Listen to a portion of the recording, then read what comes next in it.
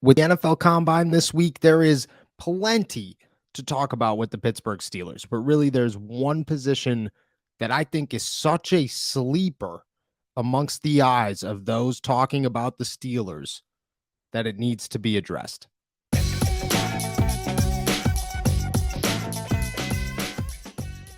What's going on, everybody? I'm Noah Strackbine. Thank you for jumping on to Steelers to Go, your daily to-go cup of Pittsburgh Steelers news and analysis. Find us on youtube.com/All Steelers Talk and subscribe anywhere you get your podcasts. And today, I'm going to be honest.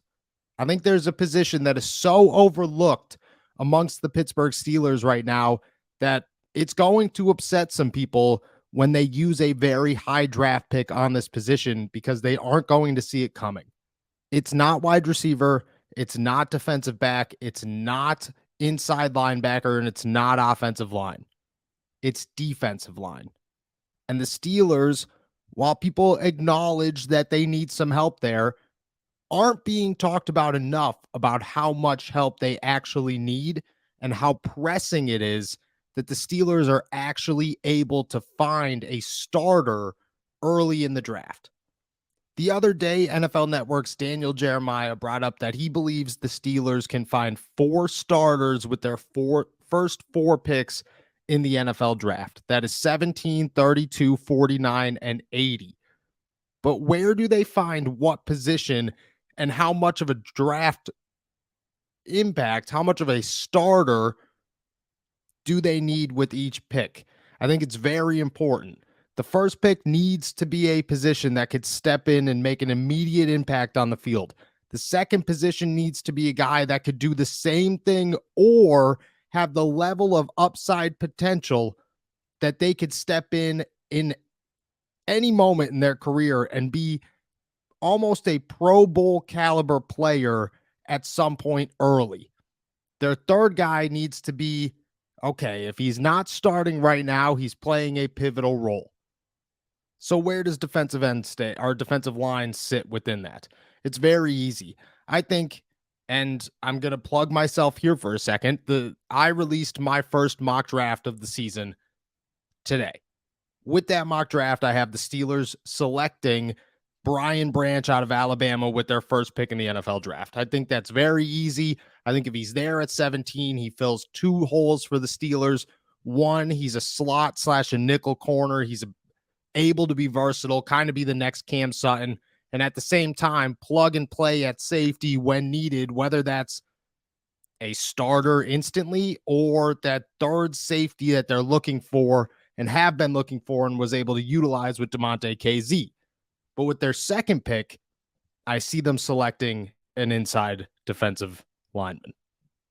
It's pretty simple. The Steelers have a few guys that are already there. They have TJ Watt and Alex Highsmith, who are instant starters, should be around for the long term. Alex Highsmith is expected to get a deal just like TJ Watt did.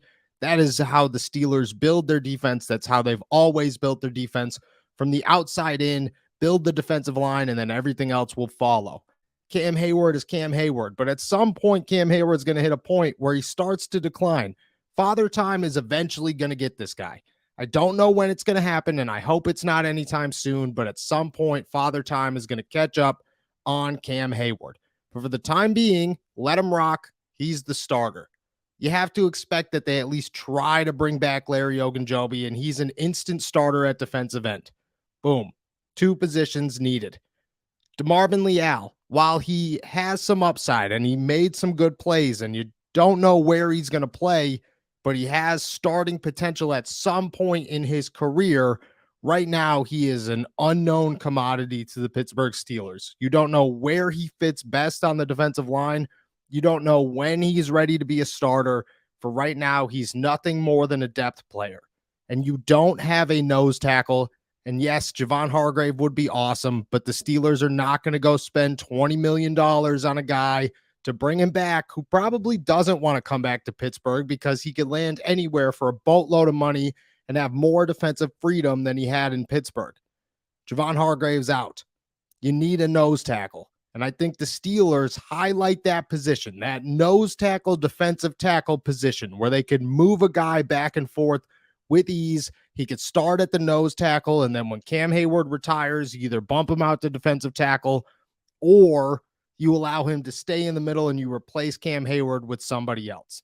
But I think that middle of the interior defensive line is exactly where the Steelers are targeting. And in Pittsburgh, that's a position that has been needed. It's a position that they need to fill. It's one that when Tyson Alualu was kicking, he was kicking, and you could tell his impact immediately. When Javon Hargrave was there, you saw what happened to that defensive line. But as soon as those guys left, the Steelers struggled to stop the run instantly. Larry Ogunjobi helped that. Brian Flores helped that. Miles Jack helped that. Robert Spillane helped that. I get that. But overall, you don't have a defensive tackle that could play the nose. You don't have a strong defensive line against the run. The Steelers need that guy. They have Monty Adams who could come in and play the pass, but they need a strong run stuffer. I think they're acknowledging that. When I think about the Pittsburgh Steelers and I think about where they are in the draft right now and where they're going to be looking, they're probably not going to get a defensive lineman with the 17th pick. I think that there's going to be too many superstars on the board. You take the best player available. That could be an edge rusher. If a guy like Lucas Van Ness or Jack Campbell are sitting there, maybe you go with a guy who could make some splash at a position that you already have a little bit of a starter or two starters in the instance of edge rusher. But after that, I have a hard time believing that if a big name nose tackle, if a big name defensive tackle who could play interior across the board is sitting there, a guy who could play the A gap, who could play the B gap, and the Steelers know that he is a guy that could come in and start instantly, they'll take him. And they'll pass on guys for that. They'll pass on cornerback. They'll pass on wide receiver. They'll pass on offensive line. Why? Because they know that this guy's going to come in here and be an instant starter. You talk about Dan Moore Jr. and replacing him. You talk about Kevin Dotson and replacing him. Yeah, both of those are needs for the Pittsburgh Steelers, but neither of them are as pressing as nose tackle. And as crazy as that sounds, because I understand what the position of nose tackle is, it's not a huge role for any team in the NFL. It's a guy that has to learn minimal plays, who's going to be on the field less than anybody else on the defense. I understand. But you could walk into the season with Dan Moore Jr. at your left tackle and feel okay. You could walk into the season with Kevin Dotson as your left guard and feel okay. You cannot walk into the season with Monty Adams as your nose tackle again and expect the defense to be as good as it was this season, because that was a clear weakness. And on top of that, you don't know what's going to happen behind him. Are the Steelers going to get a guy who could start at inside linebacker next to Miles Jack? What is the safety room going to look like? What are the corners going to look like? Are you going to find a third edge rusher? Is there going to be enough help all around to make up for the fact that the middle of your defensive line is weak? I just don't think so. And I think the Steelers are going to acknowledge that, and they're going to say, hey, look it, we've been trying to build our defensive line depth through the draft, but through the middle of the draft. This time around, we're going to land a star. We're going to land a guy that we could plug and play instantly if we need to, and have that building block, because they need a building block to learn from Cam Hayward, to work with Larry Ogunjobi, and to start to solidify the future of this defensive line. If you keep this defense young and you have enough room to play guys like Minkah Fitzpatrick and Cam Sutton and TJ Watt and Alex Highsmith for the next 5 years and keep the guys around them competitive as well, then your defense is going to remain strong. And if you look at the defensive line as a whole right now, TJ Watt is locked down. Alex Highsmith should be locked down. And if not, you're probably going to replace him. Cam Hayward is here until he's not here anymore. DeMarvin Leal has a better shot of replacing Larry Ogunjobi than anybody else on the defensive line. You need somebody else, because Isaiah Loudermilk didn't work out. You have so many other pieces. Go get a nose tackle. And I think the Steelers are looking at that. They are acknowledging that.